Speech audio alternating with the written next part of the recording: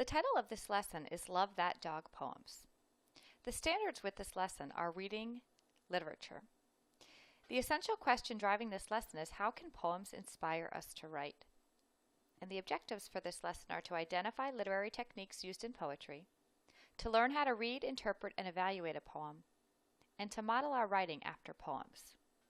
I want to give you a heads up that this lesson is rather lengthy.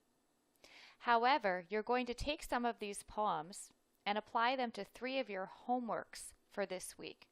So you'll need to understand the poems and mimic your own writing after these poems. The first poem we're going to explore is The Red Wheelbarrow by William Carlos Williams. So much depends upon a red wheelbarrow glazed with rainwater beside the white chickens. This is a 4-stanza poem about a wheelbarrow.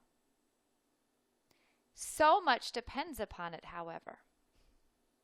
Can you think of something in your lives that so much depends upon?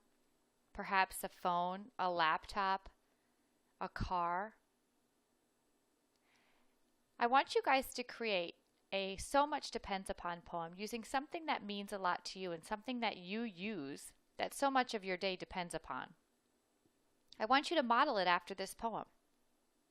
In the first stanza, you should write so much depends in the first line and upon in the second line. Then skip a space and mimic the same structure in stanzas 2, 3, and 4. Let's go back to the poem. So much depends upon a red wheelbarrow glazed with rainwater beside the white chickens. Why do you think so much depends upon a red wheelbarrow to this person? There are chickens and it's raining. What do you think he uses this red wheelbarrow for? What do you think this person does for a living? Perhaps you can use that to inspire your own poem writing. As you mimic the structure of this poem, your first 2 lines will say, so much depends upon. A what? Give your item a color and what it is. And then you'll notice glazed. Glazed describes it, glazed with rainwater. If you're using a pencil, you could say sharpened to a point. And where does this item that you utilize or that you so much depends upon sit? In this case, the red wheelbarrow sits beside the white chickens. Where does your item sit? Use this poem as inspiration to come up with something, a 4-stanza poem that something depends upon so much for you.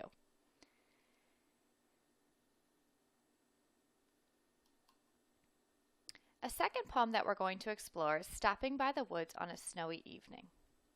Now, I'm not going to ask you to mimic anything about this poem, but I do want you to look at this poem and appreciate it for some of the devices and techniques we've been studying throughout the past few weeks. This is a poem by Robert Frost. Whose woods these are I think I know. His house is in the village, though. He will not see me stopping here to watch his woods fill up with snow. My little horse might think it queer to stop without a farmhouse near, between the woods and frozen lake, the darkest evening of the year. He gives his harness bells a shake to ask if there is some mistake. The only other sounds the sweep of easy wind and downy flake. The woods are lovely, dark and deep, but I have promises to keep, and miles to go before I sleep, and miles to go before I sleep. I see a few devices in that poem. I see rhythm, I see rhyme, I see imagery, and I see repetition. Are you able to locate some of those devices?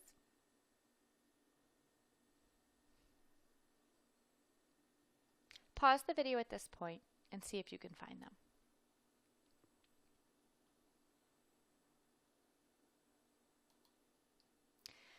A third poem for exploration is called The Tyger by William Blake. And I know that's not generally how we in America spell tiger, but in Great Britain they use Y's and I's sometimes interchangeably, and William Blake is from England. We're only going to look at the first stanza. but I want you to notice the rhythm of the first stanza as I read it. Tyger, Tyger, burning bright, in the forests of the night, what immortal hand or eye could frame thy fearful symmetry? Mrs. D, that says symmetry. I know because I take math. You're correct. However, some poets use forced rhyme to make their poems rhyme, and that's an example of forced rhyme. This tiger's eyes are burning bright in the forest in the night. But who made him, is what the question is asking in stanza 1. You can continue to read the following stanzas of the poem about our wonderful tiger, but I do want you to read it with rhythm as you read aloud and understand that this poem has a certain beat to it, a drum beating. It's like drums are beating in the forest. If you can read it aloud with those drums beating, you'll get the exact rhythm that William Blake wanted you to get. A fourth poem we're going to explore is called Dog by Valerie Worth. In this poem, I want you to pay specific attention to the punctuation. Poets use punctuation for specific reasons. We talked about this a little bit last week. They put in punctuation to either slow you down or make you pause. I'm going to read this poem first time without paying any attention to punctuation. Then I'm going to read it a second time and pause, and you'll see how the mood of the poem changes and how really the whole poem itself changes. Here we go. Under a maple tree, the dog lies down, lolls his limp tongue, yawns, rests his long chin carefully between front paws, looks up alert, chops with the heavy jaws at a slow fly, blinks, rolls on his side, sighs, closes his eyes, sleeps all afternoon in his loose skin. Now I'm going to read it paying attention to the punctuation used by Valerie Worth. Under a maple tree, the dog lies down, lolls his limp tongue, yawns, rests his long chin carefully between front paws, looks up, alert, chops with heavy jaws at a slow fly, blinks, rolls on his side, sighs, closes his eyes, sleeps all afternoon in his loose skin. So again, I'm reiterating, punctuation is used purposefully by poets. When you see punctuation as you read poems aloud, make sure you pause or do what that punctuation mark is asking you to do. Another poem we have is called The Pasture by Robert Frost. It's a 2-stanza poem, and I'll read it aloud to you. I'm going out to clean the pasture spring. I'll only stop to rake the leaves away and wait to watch the water clear. I shan't be gone long. You come too. I'm going out to fetch the little calf that's standing by the mother. It's so young, it totters when she licks it with her tongue. I shan't be gone long. You come too. That poem uses repetition. It has a 2-stanza format, and it's a happy poem.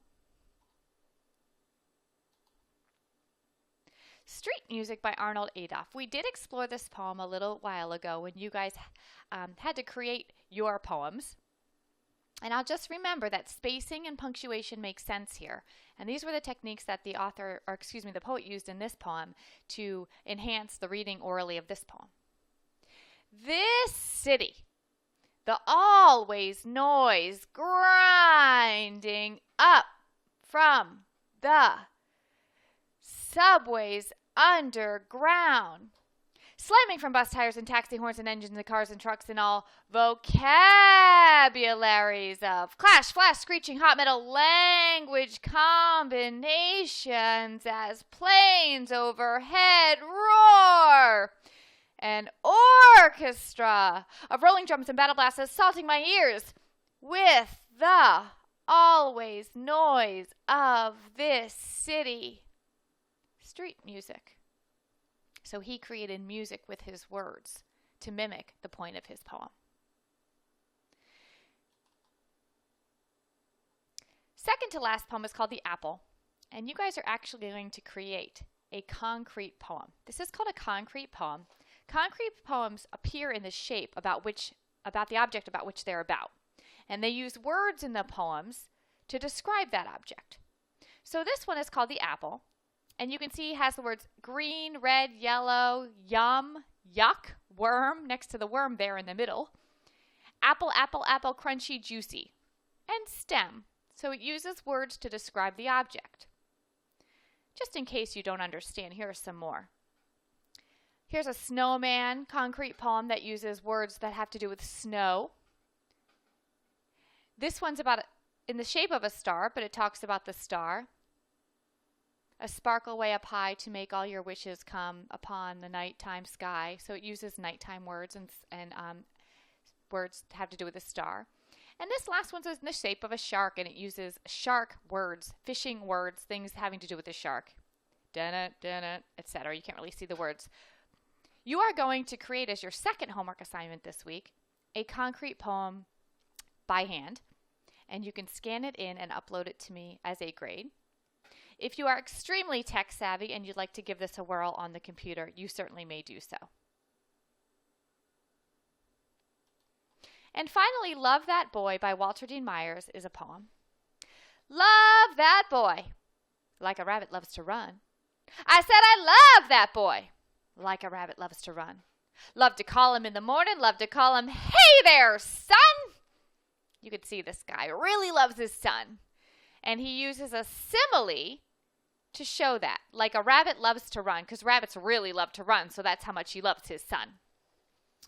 I want you to mimic after this poem as well. Pick something that you love. Your mother, your English class, your skateboard, your watch, your phone. Model after this poem following the exact line format. Only thing is you're going to change what you love. You're going to change the simile here in line 4. How much do you love your object? And then instead of saying love to call him in the morning, when would you call that object? When would you talk to that object? And you wouldn't call it son. Love to call it, hey there, whatever, or where are you, pencil, or etc. So you're going to mimic this poem as well on your third homework assignment. So again, I know this was a 12-minute video, rather lengthy, but you have 3 homework assignments that come from this. In addition, we'll be reviewing all these poems on a slightly deeper level live in class, a little more interaction going on. And these poems will set us up for reading our book in which all these poems appear next week. Have fun.